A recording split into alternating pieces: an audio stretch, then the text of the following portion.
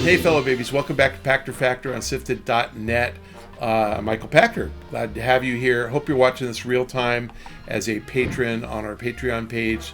If you are contributing, thank you so much. Please, any little extra pennies you can pledge. Shane's dying here. I'm afraid that I'm going to have to go away and find a real job if you don't continue to support Shane. And if you are watching on YouTube as a subscriber, thank you so much. Please also remember to link your Amazon Prime account to your Twitch Prime account. They will pay us. It costs you nothing, and the instructions are in the show description below. If you're doing none of those things, you better be following me on Twitter at Michael Pachter. Our question today from Twitter from @tmoney58. How important a role do streamers and influencers play in marketing campaigns for games? What percentage of marketing spend do you think is spent on them? Should publishers be spending more or less on them than they are now? I think they're super important. And it's one of those things that's evolved since Twitch became a thing. So, I mean, YouTube's been a thing for 20 years. Twitch maybe for less than 10. I think that as we've had the demise of print media, as fewer and fewer people read magazines, we don't get our Game Informer in the mail every, first of the month and rush to go see what game's on the cover. Everything's online all the time. I think the quality of game reviews has declined to the point where they're almost worthless. The same reliable sources are still out there, but what's impacted quality is the proliferation of every reviewer who has a bunghole has an opinion, and they can say it, and they can Twitch cast it or they can podcast it. So what's happened is the number of reviewers has gone up exponentially, and the quality of reviews has gone down exponentially. So everybody's got an opinion and everybody's got an audience, which means that it's harder to find the good reviewers in the mix. And younger people who grew up, not consuming conventional media, who grew up consuming Twitch, that's where they're going to go to learn about games. So influencers are far more important than they've ever been. What's the right percentage of the budget? I honestly don't have an answer that's scientific. Just my gut, 20%. But I don't know, because you really have to tell me what percentage of games are sold based on a decision that someone makes after hearing about the game. So, for example, the next Grand Theft Auto, you don't need to hear anything about it. You're buying it. Because there's been 3 Vice City San Andreas, 4 and 5. There's been 5 GTAs in the last 20 years, and the worst of them got like a 95 Metacritic score. The odds of the next one getting below a 95 are nil.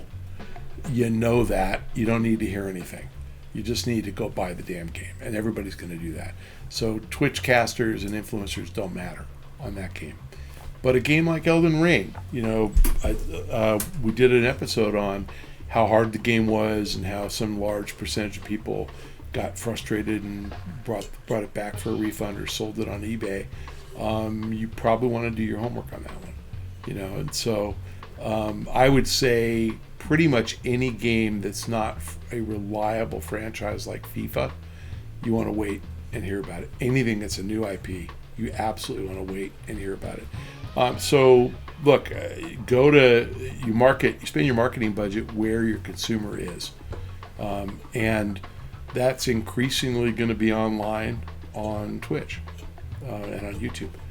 So yes, you pay those people. And they're influencers, because to their audience, they're super credible. There are Twitch casters with 4 subscribers. I mean, there really are. So if that's the guy you follow, he's probably not very good. If you follow, and I'm just going to use PewDiePie on YouTube, whether you think he's good or bad or indifferent, he has like 40 million followers. So he's probably pretty good because he has 40 million followers, and his opinions probably matter. But again, he's not a reviewer per se, but there are reviewers who are really good out there. So yeah, I think 20% sounds right. And over time, 30, 40, 50. I think what's going to end up happening is there will be some stars who emerge from this genre.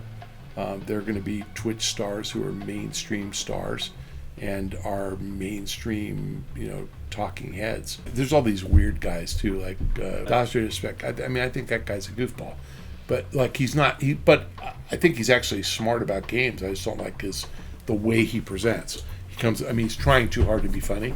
Well, he went into the women's bathroom at E3. I just don't think he's very funny, but he tries too hard. Where Ninja comes across as kind of interesting and fun, and like he's fun to watch and listen to.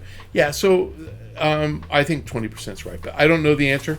I think that part of the problem with these decisions is they're still being made by people who grew up in conventional marketing firms with conventional budgets, so they're not going to be fast to embrace. So if I think the number is 20, if that were right, they're probably spending 10. They'll catch up too late, but they'll figure it out. And the answer to the last piece is they should be spending more. Information was far better before the age of the influencer. And one of the problems with the democratization of internet access, that anybody can follow anybody, is that you get these cretins like Kanye West with 40 million followers on Instagram or wherever he posts, or Kim Kardashian with 20 million followers on Twitter or whatever. And I get why people like her and find her interesting, but do you really care about her opinion on who has a good hamburger? Like, no. Or who makes a good video game? No. She's not competent to do that. So we tend to equate followers with expertise, and it's not true. It's just not true. So, I think that where we had professionals who got paid, writers who got paid six figures to review games and worked for a, bona fide, Game Informer's the one I'll use, but worked for a bona fide, well established and well respected publication, I think you got good reviews. And obviously, if they did a bad job, somebody else would replace them. Now it's like any clown can review anything, and it's like Rotten Tomatoes out there. Like it just doesn't matter anymore. So same thing. We talk about Metacritic. It's like Metacritic is professional reviewers. It's the most respected professional reviewers. You got to earn, inclusion in the Metacritic average, and it's also an average of about 100 different publications. Therefore, you're going to get, pretty balanced, and it's kind of the same for every game. But it's sort of like wine reviewers, right? I only listen to respected wine reviewers, established ones, and there are a couple of dozen, but there are one or two whose tastes are just like mine. And after a while, like I've had a 95-point wine from somebody I haven't heard of, and I didn't like it that much. It was okay, it was good, but it wasn't great. And there are guys, so I do that. I try and I kind of keep a mental note of who's good and who's not. And there are guys who they give something a 95. I love it every single time. And once you learn that you have the same taste as that guy, real easy to follow his reviews. That's how I do games. Jim Sterling and I agree on games. I like reading her reviews. Like, I just think they're thoughtful and talk about the stuff I care about in games. And so when I do look for a game review, I tend to look for Jim's, but I haven't done it in a while, but I used to. So find a reviewer that you agree with and that you feel comfortable that they understand the kind of stuff you're looking for. That's really the answer. Thanks for joining us on this week's Pachter Factor on SIFTD.net. And thank you for your patronage on Patreon. Thank you for your subscription on YouTube. Thank you for linking your Prime account to your Twitch Prime account so that we can get paid. And thanks for following me on Twitter. All four are fine. You can do all of the above, and we appreciate it. See you next time.